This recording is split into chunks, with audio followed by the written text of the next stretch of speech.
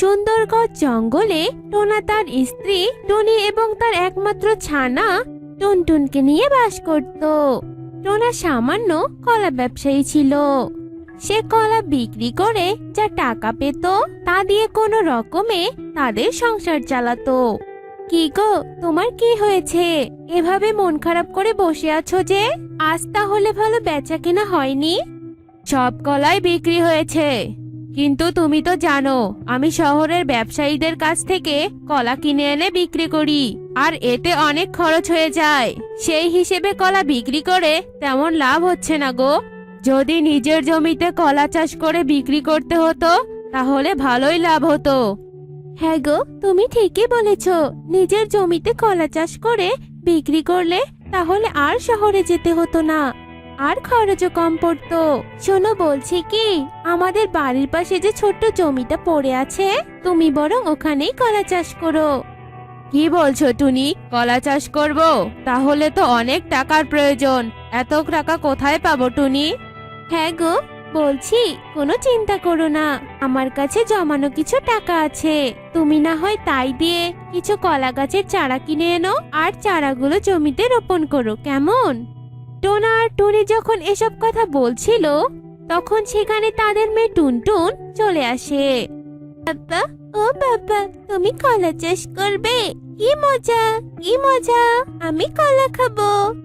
আরে আমার টুনটুন মাঝে, হ্যাঁ মা, অবশ্যই খাবি, তুই তো আমার লক্ষ্মী মা। বাবা, ও বাবা, তুমি আমাকে একটা নতুন জামা কিনে দেবে বাবা?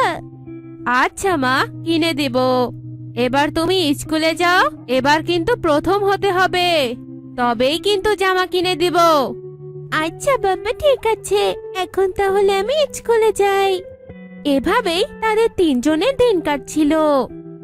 এরপর টোনা তার স্ত্রীর কথা মতো তাদের জমানো টাকা আর কিছু টাকা লোন নিয়ে তার জমিতে কলার গাছ রোপণ করে আর দিনরাত পরিশ্রম করে কলা গাছের যত্ন নিতে থাকে। আর এভাবেই বেশ কিছুদিন কেটে যায় আর কলা গাছগুলো বড় হয়ে যায় আর কলা গাছগুলোতে কলা ধরে। দেখেছো গো টুনি, কলার ফলন কত ভালো হয়েছে। আমাদের আর কোনো চিন্তা থাকবে না, আমাদের অভাবও থাকবে না, আমরা অনেক ভালো থাকবো গো। হ্যাঁ গো, ঠিকই বলেছ, এবার আমরা অনেক ভালো থাকবো। আর যেসব গাছের কলা পেকেছে তা নিয়ে বাজারে চলে যাও। এরপর টোনা পাকা কলাগুলো নিয়ে বাজারে চলে যায় আর খুব তাড়াতাড়ি সব কলা বিক্রি হয়ে যায়। দেখেছো গো, আজ আমি কত টাকা পেয়েছি। আজ নিজের জমিতে চাষ করেছি বিধায় এত টাকা লাভ করতে পেরেছি। টুনি, আমার খুব খিদে পেয়েছে গো, চলো আমায় খেতে দিবে। আচ্ছা, তুমি ঘরে চলো, তোমায় আমি খেতে দিচ্ছি। এরপর তারা খেতে বসে আর এভাবেই তাদের ভালো দিন কাটছিল। একদিন হঠাৎই ওই বনে অনেক ঝড় বৃষ্টি হয় আর বনের অনেক ক্ষতি হয়। ঝড় বৃষ্টি কমে যাওয়ার পর টোনা যখন তাদের জমিতে যায়, সেখানে গিয়ে টোনা হতাশ হয়ে যায়, কেননা তার জমির সব কলা গাছ ভেঙে পড়েছিল। হায় উপরওয়ালা, আমার একই সর্বনাশ হয়ে গেল, সব কলা গাছগুলো তো ভেঙে গেছে আর এসব কলা গাছের কলাগুলো তো নষ্ট হয়ে গেছে। হে উপরওয়ালা, এখন আমি কি করব আর কিভাবেই বা সংসার চালাবো? আর বাসায় গিয়েই বা কি বলবো? আমার কি হয়ে গেল আর আমার এত কষ্ট সব বিফলে গেল।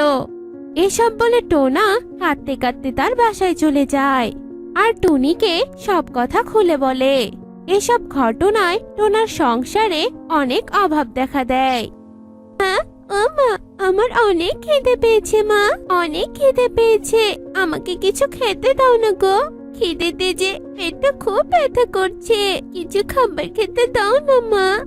মারে, ঘরে যে কোনো খাবার নেই আর তোর বাবার তো কোনো রোজগারও নেই, কি করে তোকে খাবার দেই মা?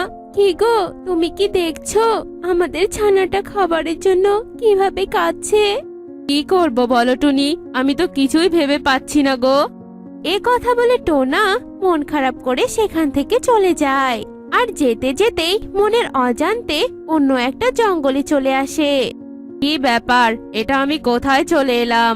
এ তো দেখি দক্ষিণের জঙ্গল, কখন যে মনের ভুলে এখানে চলে এসেছি। বুঝতেই পারিনি। এসব কথা বলতেই টোনার কানে কিছু আওয়াজ ভেসে আসে, আর টোনা সেই আওয়াজ অনুসরণ করে যেতে থাকে। আর হঠাৎই দেখতে পায় এক ঈগল তান্ত্রিক এক পাখির রানীকে খাঁচায় বন্দি করে কি জানি একগুলো মন্ত্র পড়ছে।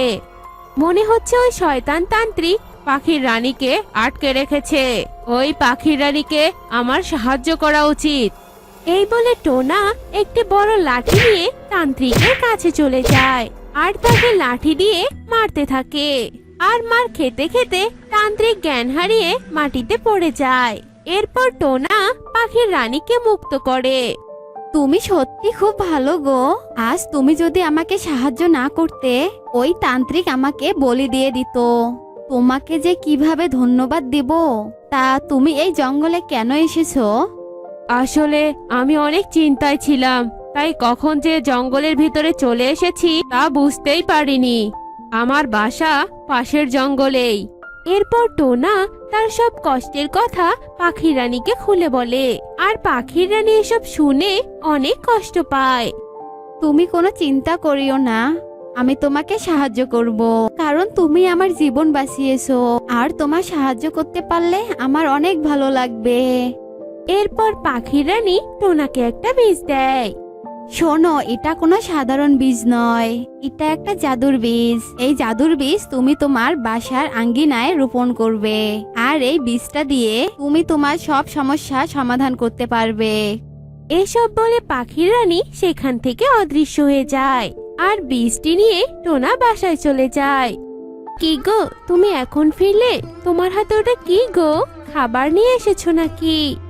না গো টুনি, আমি কোনো খাবার আনিনি, কিন্তু এটা আমি একটা জাদুই বীজ নিয়ে এসেছি।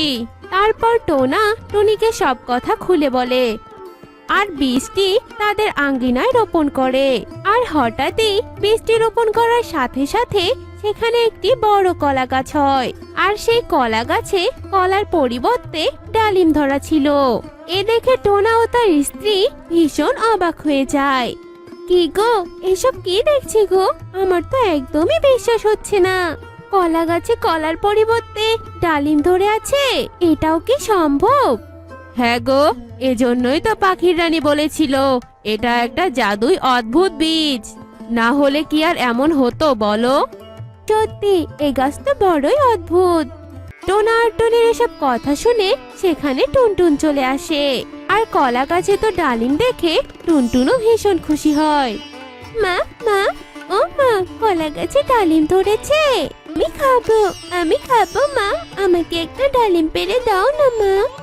আচ্ছা মা, দাঁড়া দাঁড়া, আমি ডালিম ছিঁড়ে দিচ্ছি, আর দেখি ডালিমগুলো ভালো কিনা। এরপর টুনি গাছ থেকে একটা ডালিম ছিঁড়ে নেয়, আর ফেটে দেখে আরো অবাক করা কাণ্ড। কেননা ডালিমের ভিতরে দানাগুলো ছিল হীরের। তা দেখে টুনি, হ্যাঁ গো শুনছো, এ কি অবাক করা কাণ্ড! ডালিমের ভেতরে দানাগুলো তো হীরের। এসব পাখি রানীর জাদুর খেলা গো। আর থেকে আমরা অনেক ভালো থাকবো, আমাদের আর অভাব থাকবে না গো। আমার যে খুব খুশি লাগছে। এরপর টোনা ডালিমের ভেতরের সব হীরের দানাগুলো বিক্রি করে অনেক টাকা পায়, আর অনেক লাভবান হয়। তো বন্ধুরা, আজকে আমাদের গল্পটি তোমাদের কাছে কেমন লেগেছে তা কমেন্টে জানাতে ভুলো না কিন্তু।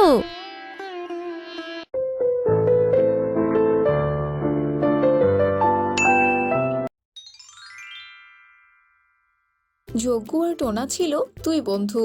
ওরা দুই বন্ধু দুই পরিবারকে নিয়ে বসবাস করত। একদিন সকালবেলা, কি গো, তুমি এভাবে বসে আছো কেন? হ্যাঁ, কাজে যাবে না? বনে তো এখন কোনো কাজ নেই গো গিন্নি, আর আমরা গরিব বলে আমাদের কেউই কাজ দিতে চায় না। বনের পাখিরা যদি তোমাকে কোনো কাজ না দেয়, আর তুমিও যদি কোনো কাজ না করো, তাহলে আমরা খাবো কি বলো তো? এদিকে আবার বর্ষাকালও চলে আসছে, ঘরটা যে আমাদের বেশ পুরনো। ওগো, কষ্ট করে কোনো কাজ করে ঘরটা ঠিক করার কোনো একটা ব্যবস্থা করো না গো, নইলে যে বৃষ্টিতে ভিজে আমাদের দিন রাত কাটাতে হবে। আরে, তুমি তো বেশ ভালো কথাই বলেছো গিন্নি। ঠিক আছে, তুমি বাড়িতে থাকো, আমি যজ্ঞ কাককে সাথে নিয়ে কাজ খুঁজতে যাই। কি ব্যাপার রে, এত অস্থির হয়ে আসলি যে?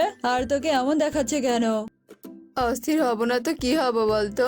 বনের পাখিরা যে কোনো কাজই দিচ্ছে না, তার উপর বর্ষাকাল ধেয়ে আসছে। ঘরটা তো মেরামত করতে হবে বল, এদিকে হাতে যে কোনো টাকাও নেই। আরে বন্ধু, আমারও তো একই অবস্থা। চল বন্ধু, হাত পা ধরে হলেও একটা কাজ নেই, নইলে যে আমাদের ভবিষ্যতে অনেক কষ্ট করতে হবে রে। চল চল বেরিয়ে পড়ি। এরপর ওরা দুই বন্ধু বনের পাখিদের কাছে কাজ চাইতে যায়, কিন্তু বনের পাখিরা ওদের কোনো কাজ দেয় না। ওরা অসহায় হয়ে বাড়িতে ফিরে আসে। কি গো, ঘর ঠিক করার কোনো উপায় পেয়েছো? দিয়েছে কাজ বনের পাখিরা? না গিন্নি, বনে সবাই অনেক স্বার্থপর, তাই আমাদের দুই পরিবারকে কেউ সাহায্য করতে চায় না। তবে তুমি কোনো চিন্তা করো না, কোনো না কোনো একটা উপায় আমরা পেয়ে যাব। ঘরে চলো, আমার ক্ষুধা পেয়েছে, আমাকে খেতে দেবে, চলো। ওরা ঘরে যায়। এভাবে বেশ কিছুদিন কেটে যায়। একদিন প্রচন্ড বেগে বনে বাতাসের সাথে বৃষ্টিও শুরু হয়ে যায়, আর সেই ঝড়ে টোনা আর চক্কুর ঘরটা ভেঙে পড়ে যায়। ঝড় থামার পর টোনা আর টুনি কান্না করতে থাকে। হায় হায়, এটা কি হয়ে গেল? এবার এবার আমরা কি করব? গিন্নি, ও গিন্নি, আমার মাথায় তো কিচ্ছু আসছে না গো। হে সৃষ্টিকর্তা, আমাদের তুমি সাহায্য করো সৃষ্টিকর্তা।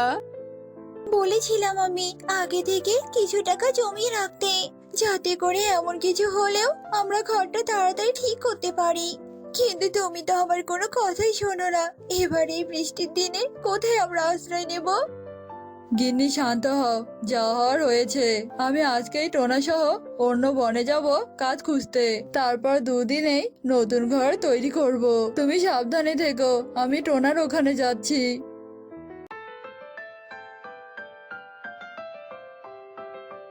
টোনা, বন্ধু টোনা, তোরও ঘর ভেঙেছে, আমারও ঘর ভেঙেছে। এই দুঃখের দিনে এমন করে হাত গুটিয়ে বসে থাকলে চলবে না। চল বন্ধু, আমরা কাজ খুঁজতে অন্য বনে যাই। অন্য বনে গেলেই কি আমরা কাজ পাবো রে? অবশ্যই পাবো, কারণ অন্য বনে কাজের পাখির অনেক চাহিদা। কথা বাড়িয়ে কোনো লাভ নেই। তাহলে চল, তাড়াতাড়ি চল। টোনার যজ্ঞ অন্য বনের দিকে যেতে থাকে। যেতে যেতে ওরা নিজের বন পেরিয়ে অন্য বনে চলে যায়। আমাদের বনের তুলনায় এই বনটা অনেক ঘন, তাই না রে? আমার মনে হয় এই বনে কোনো পাখি বাস করে না। দেখ দেখ যজ্ঞ, এই বনে কত মোটা মোটা গাছ। হ্যাঁ রে যজ্ঞ, আমরা আবার কোনো ভুল বনে চলে আসিনি তো? পাগলের মতো বোকা বোকা কথা না বলে চল তাড়াতাড়ি সামনে। ওরা চলতেই থাকে। হঠাৎই যজ্ঞর চোখে দুটো গোলাপ ঘর পড়ে। ওই দুই ঘরের মধ্যে একটা ঘর ছিল সোনার রঙের, আর একটা ঘর ছিল রূপোর রঙের। টোনা, ওই দেখ দুটো গোলাপ ঘর, চল চল আমরা ওই ঘরে যাই। মনে হচ্ছে ওই গোলাপ দুটো ঘরে কেউ থাকে না। আর কি অদ্ভুত দেখাচ্ছে ঘর দুটোকে, দেখ। এরপর ওরা গোলাপ ঘরের কাছে যায়। আমাদের আর টাকা উপার্জন করে ঘর বানানোর দরকার নেই। আজ থেকে আমরা দুই পরিবার দুই গোলাপ ঘরেই থাকবো, কি বলিস? গোলাপ ঘর দুটোকে দেখে মনে হচ্ছে এই ঘর দুটো জাদুর। আমি তো এই সোনার গোলাপ ঘরটাই নেব, কারণ রূপার চাইতে সোনার দাম যে অনেক বেশি। কি রে টোনা, কিছু বলছিস না যে? থাকবি না এই ঘরে? থাকবো না কেন? এমন সুযোগ পেলে কেউ কি হাতছাড়া করে না, কি বল? তা যজ্ঞ শোন, আমি এই সোনালী রঙের গোলাপ ঘরটা নেব, বুঝেছিস? না, আমি আগে দেখেছি, আমি এই সোনার ঘরটাই নেব। আর এই বনে আসার পরিকল্পনাটা আমারই ছিল।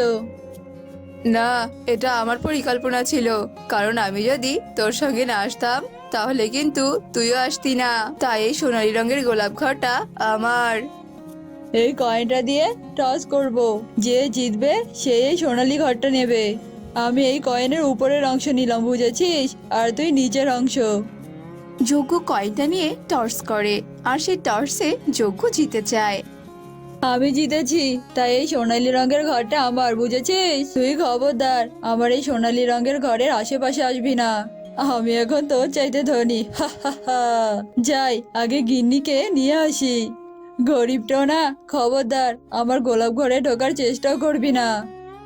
আমি গরিব নই, তুই বুঝেছিস? বর্তমান বাজারে রূপোরও অনেক দাম। গিন্নি, তুমি আর কেঁদো না, আমি তোমাকে নিতে যাচ্ছি। ওরা দুজন দুজনের স্ত্রীকে নিয়ে আসে। যজ্ঞর পরিবার সোনালী গোলাপ ঘরে প্রবেশ করে, আর টোনার পরিবার রূপালী গোলাপ ঘরে প্রবেশ করে। যজ্ঞ গোলাপ ঘরে প্রবেশ করে দেখে গোলাপ ঘরে কিচ্ছু নেই, ঘরটি একদম ফাঁকা। এদিকে টোনাও সে একই দৃশ্য দেখে যে তাদের ঘরেও কিচ্ছুটি নেই। কোথায় কোথায় তোমার সোনা দানা? এ তো দেখছি একদম ফাঁকা। তুমি না বলেছিলে যে গোলাপ ঘরের ভিতরে নাকি সোনা দানায় ভর্তি? আমি তো গোলাপ ঘরটা বাইরে থেকে দেখেই ভেবেছিলাম। হায় হায়, এই রূপোর গোলাপ ঘরটাতেও তো একদম কিচ্ছু নেই, পুরো ফাঁকা। তার মানে নিশ্চয় যজ্ঞুর ওই ঘরে অনেক সোনাদানা আছে। টোনা, বলছি কি, এভাবে হাত গুটিয়ে না বসে থেকে চলো চলো আমরা ওদের ঘরে গিয়ে আক্রমণ করি, মানে ওদের ঘরটা আমরা ভেঙে দেই। আমরা তো ওদের ঘরে প্রবেশ করে কোনো সোনাদানা নিতে পারবো না, তার থেকে ভালো ওদের ঘরটা ভেঙে দিয়ে আমরা সোনাদানা নেব।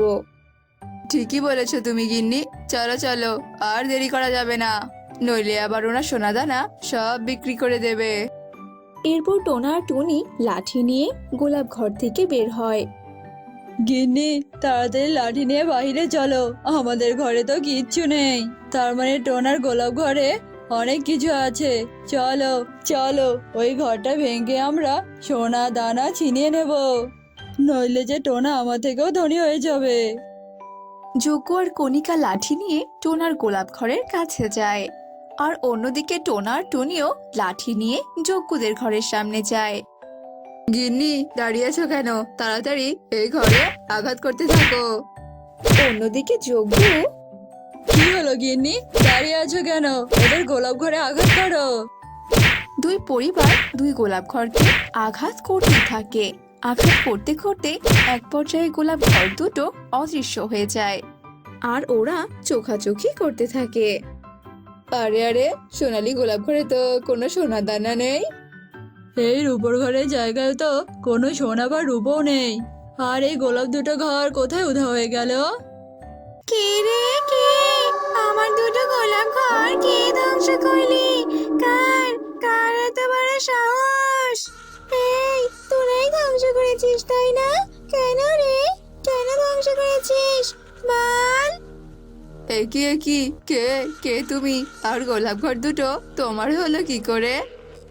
গোলাপ ঘর দুটো যে আমি আমার শক্তি অর্জনের জন্য তৈরি করেছিলাম, আর আমি ঘর দুটো রেখে আমার শিকার খুঁজতে গিয়েছিলাম। তোরা কিনা লোভে পড়ে আমার ঘর দুটোকে ধ্বংস করেছিস। তবে তো আজ তোদের শেষ দিন। আমরা না বুঝে ভুল করেছি, দয়া করে আমাদেরকে ক্ষমা করে দাও, আমাদের কোনো ক্ষতি করো না। হ্যাঁ হ্যাঁ রাইনি, আমাদের তুমি ছেড়ে দাও আমাদের, আমরা তোমার দুটো পায়ে ধরি। আমার মাঝে কোনো দয়া মায়া নেই, তোরা তোদের শাস্তি পাবি।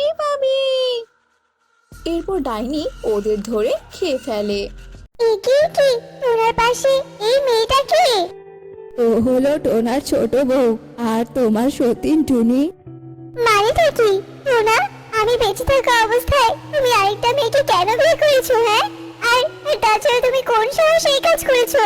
আর এই মেয়ে, এই, তোর লজ্জা করছে না অন্যের স্বামীর পাশে দাঁড়িয়ে থাকতে? বেরিয়ে যা বলছি। এত কষ্ট করে টাকা খরচ করে বিয়ে করেছি কি বাড়ি থেকে বেরিয়ে যাওয়ার জন্য নাকি? হ্যাঁ, তোর ভালো না লাগলে তুই বেরিয়ে যা। তারপরে তুই আমার বাড়িতে এসে কিনা আমাকে বলছিস বেরিয়ে যেতে? টোনা, ও টোনা, তুমি দাঁড়িয়ে দাঁড়িয়ে এসব দেখছো, কিছু বলবে না? কি আর দেখবো, তুমি তো আমাকে বিয়ে করতেই বলেছিলে নাকি, তাই তো আমি বিয়ে করেছি। আর তুমি তো রাগ করে তোমার বাবার বাড়িতেই চলে গিয়েছিলে, তাহলে আবার কেন ফিরে এলে শুনি? এটা আমার সংসার, আমার ঘর, আমার বাড়ি, তাই আমার যখন ইচ্ছে আমি রাগ করে বাপের বাড়িতে চলে যাব, আবার যখন ইচ্ছে তখন আবার ফিরে আসবো। তাতে তোমার কি টোনা? হ্যাঁ, ইস, মনে হয় যেন মামার বাড়ির আবদার পেয়েছে। টোনা, তুমি এখন একে ঘাড় ধাক্কা দিয়ে বাড়ি থেকে বের করে দাও। এই শোন, আমি আমার স্বামীর সাথে কথা বলছি, বুঝেছিস? তার মাঝখানে তুই কেন নাক গলাচ্ছিস? হ্যাঁ, তুই যদি আর একটা কথা বলেছিস তাহলে আমি তোর মাথার চুল একটা একটা করে তুলে ছিড়বো। তুই আমার চুল ছিঁড়ে দিবি আর আমি তোকে মাথা পেতে দিয়ে বসে থাকবো? আয় দেখি আয়, তুই আমার কত চুল ছিঁড়তে পারিস। এই তোমরা দুজন থামো থামো বলছি। আর মা, তুমি টুনিকে ঘরে নিয়ে যাও তো, আমি মুন্নিকে ঘরে নিয়ে যাচ্ছি। তুই কান খুলে শুনে রাখ, আমি তোকে বাড়ি থেকে তাড়িয়ে ছাড়বো। এটা এখন থেকে আমার সংসার, তাই আমি তোকে বাড়ি থেকে বের করে দেবো। এরপর ওরা দুজন দুদিকে চলে যায়। হ্যাঁ কিন্তু খিদে জ্বালা থাকতে পারছি না। তারপরে আবার ওই সতী আমার মাথাটা খারাপ করে দিল। শোনো না আমার বউ, আমার লক্ষ্মী বউ, আমি শুধু তোমাকেই ভালোবাসি, বিশ্বাস করো। তাই না, বলো বলো। তাই এখন থেকে তুমি বড় বউয়ের সঙ্গে একদম ঝগড়া করবে না। শোনো, তুমি ওকে বলে দিবে ও যেন আমার সঙ্গে আর ঝগড়া না করে, কেমন? আচ্ছা আচ্ছা বলে দিব, কিন্তু তুমি ওর মাথাটা ঠান্ডা করো মুন্নি। আচ্ছা ঠিক আছে ঠিক আছে, এবার যাও তো, আমার জন্য বাইরে থেকে খাবার নিয়ে আসো তো। বাইরে থেকে খাবার মানে তুমি রান্না করবে না? আমি তো আজকে তোমার বাড়িতে বউ হয়ে এলাম, আর আজকে কি না আমি তোমাকে রান্না করে খাবো? প্রতিদিন বাইরে থেকে খাবার কেনার যে আমার অত টাকা নেই। আচ্ছা তুমি শুধু আজকে বাইরে থেকে খাবার কিনে নিয়ে আসো, কালকে থেকে আমি তোমাকে রান্না করে খাওয়াবো, কেমন? এরপর টোনা খাবার কিনতে বাইরে চলে যায়। আর এইদিকে টুনি রেগে গিয়ে মোড়লের কাছে যায় আর মোড়লকে ডেকে নিয়ে বাড়িতে চলে আসে। টোনা, এই টোনা, তুই তোর ঘরে বউ রেখে আবার কেন বিয়ে করেছিস বলতো? আমার বড় বউ আমার সঙ্গে শুধু ঝগড়া করতো, আর কোনো কিছু হতে না হতে বাপের বাড়িতে চলে যেত। এইসব সহ্য করতে না পেরে আমি আবারও দ্বিতীয় বিয়ে করেছি। কাজটা যে তুই বড্ড ভুল করেছিস রে, সেটা কি তুই জানিস? কি আর বলবো মোড়ল মশাই, তখন যে আমার মাথাটা একদম ঠিক ছিল না। ঠিক আছে, তা টুনি, তুমি কি তোমার স্বামীর সাথে থাকতে চাও? হ্যাঁ হ্যাঁ মোড়ল মশাই, আমি থাকতে চাই। আর মুন্নি, তুমি কি তোমার স্বামীর সাথে থাকতে চাও? হ্যাঁ মোড়ল মশাই, আমিও থাকতে চাই। তো না, দুই বউই যখন তোর সাথে থাকতে চায়, তখন তুই বরং এই দুই বউকে তোর ঘরে তুলে নে। মোড়ল মশাই, আমার তো একটা ঘর, তাই টুনি কিছুদিন মায়ের সাথে থাকুক। আমি মায়ের সাথে থাকবো না, আমি তোমার বউ, তাই আমি তোমার সাথেই থাকবো টোনা। তাহলে মুন্নি, তুমি না হয় থাকো মায়ের সাথে। না না টোনা, আমি তোমাকে ছাড়া কোথাও থাকতে পারবো না। হয়েছে, এবার থামো তোমরা। যতদিন না পর্যন্ত তোমরা নতুন করে ঘর দিতে পারবে, ততদিন ওই একটা ঘরেই তোমরা দুজন তোনার সাথেই থাকবে। আর আমার এই কথাটা যদি না মানা হয়, তাহলে আমি তোমাদের পরিবারকে একদম জঙ্গল ছাড়া করব, এই বলে দিলাম। না না মোড়ল মশাই, দয়া করে এই কথা বলবেন না। আমার ছেলে তার দুই বউকে নিয়ে এক ঘরেই থাকবে। আচ্ছা ঠিক আছে, এবার তবে আমি চলি। রাত তো অনেক হয়েছে, এবার আমাদেরকে ঘুমাতে হবে। টুনি, তুমি মেঝেতে বিছানা করে ঘুমিয়ে পড়ো। কেন কেন, আমি কেন মেঝেতে থাকবো? আমি মেঝেতে থাকতে পারবো না, আমি আমার বিছানাতেই শোবো। তাহলে মুন্নি, তুমি না হয় মেঝেতে থাকো। আমি মেঝেতে ঘুমাতে পারবো না, আমার এমনি বাতে ব্যথা, আর আমি মেঝেতে ঘুমাবো? কিছুতেই আমি পারবো না। হ্যাঁ গো টোনা, তুমি কোন বুড়িকে বিয়ে করে নিয়ে এসেছো বলো তো, যে কিনা এখনই বাতের ব্যথায় মরছে? এই মুখ সামলিয়ে কথা বল, আমি সুন্দরী যুবতী একটা মেয়ে। তুই যদি আমাকে একবার বুড়ি বলেছিস তো, তোকে বুড়ি বললে তুই কি করবি আমাকে শুনি? দেখবি কি করবো, তাহলে দেখ। এরপর ওরা দুজনে মারামারি শুরু করে দেয়। এই তোমরা দুজন থামো বলছি, থামো। তোমাদের দুজনের এই চুলি আমার একদম ভালো লাগছে না।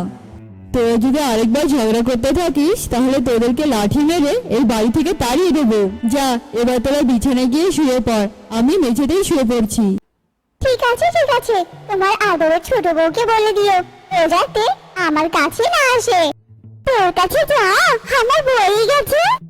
এরপর টোনার দুই বউ ঝগড়া থামিয়ে বিছানায় গিয়ে ঘুমিয়ে পড়ে। আর এদিকে বেচারা টোনা মশার কামড় খেয়ে মেঝেতেই শুয়ে পড়ে।